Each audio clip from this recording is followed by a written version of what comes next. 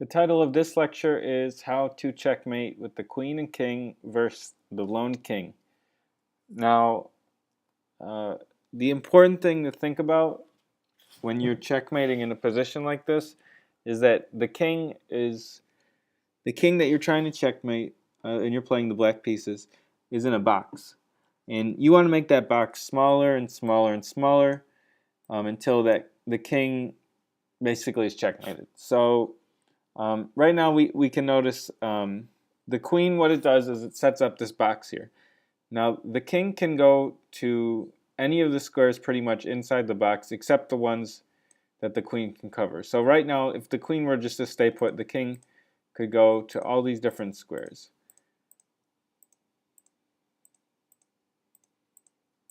But never able to cross the line and go into the queen's checking distance. So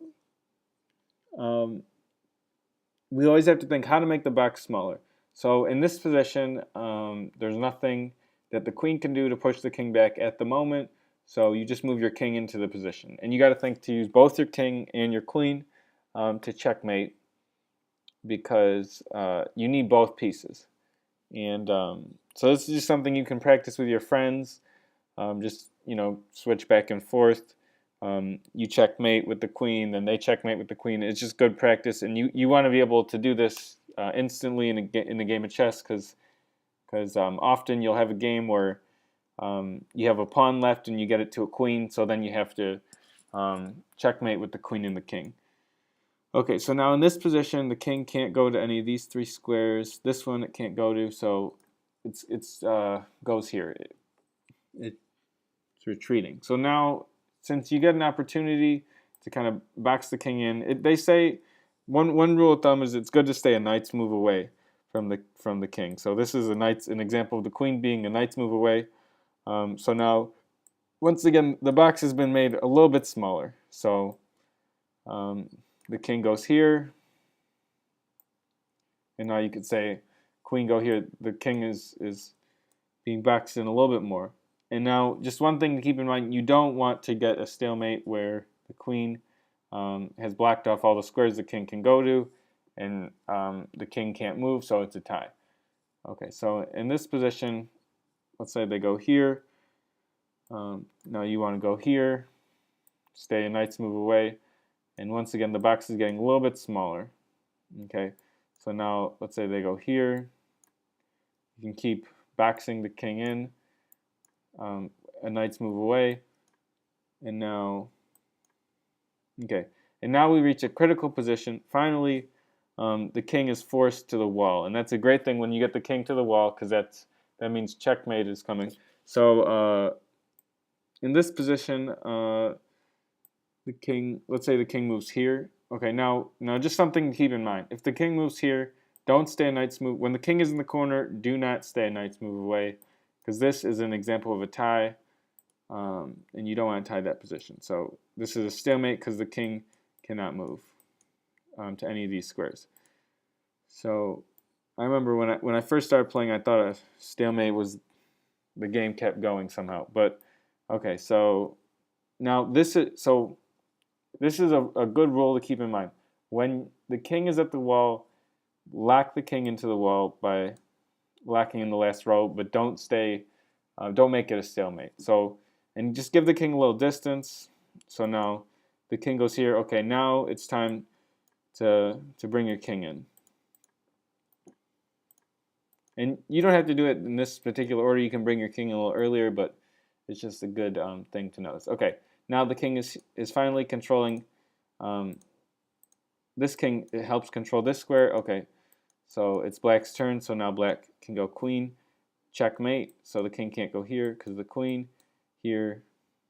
The king can't go to any of these squares because the queen will capture the king. And now if the king tries to capture, then it gets captured back, so it's game over. But I just want to go through, there's more than one way to do this. I'll just, you can also kind of, this is a little bit faster, but just so, this is like a good way so you kind of know. Okay, so in a position like this, if you just want to bring your king in, the first way I taught you, that's just a good way, just so you know how to do it and you don't forget. But in this way, some people might feel it's a little more complicated, but it's actually, I think it's quicker. So so now if you just bring your king in to help get the king to push back the other king, so now you notice this king can't go here because it'll be captured by the other king. So this king retreats here, and now let's say you wanted to do it like this. Okay, now what you could do is you could go check, but this is often how a lot of the stalemates happen. In this position, okay, king here is a stalemate. The king cannot go to any square, and it's not check, so it's a stalemate. So in a position like this, just remember, when the king is in the back row, lock the king in the back row, but give it a little bit of breathing room. Right now the king can go to these two squares, then bring the king in, and it's checkmate. So just an important thing to keep in mind. In a position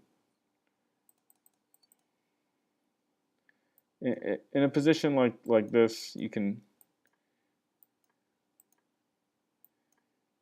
you can push the king back by putting it in check with the king defending the queen. So now something like this.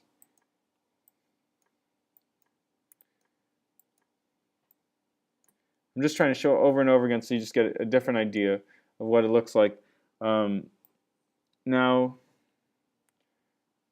I wouldn't just keep putting the king in check. Just put, the queen. Once the king is in the back row, lock the king in, and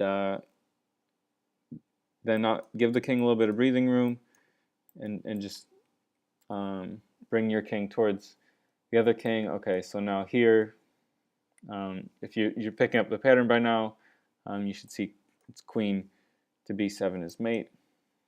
So this is really important, and it's kind of like practicing your scales on the piano. It's not the funnest thing to do, but it's completely necessary to improve and play better games of chess in the future. So make sure you practice this, and so you ace it when you get it in your next game.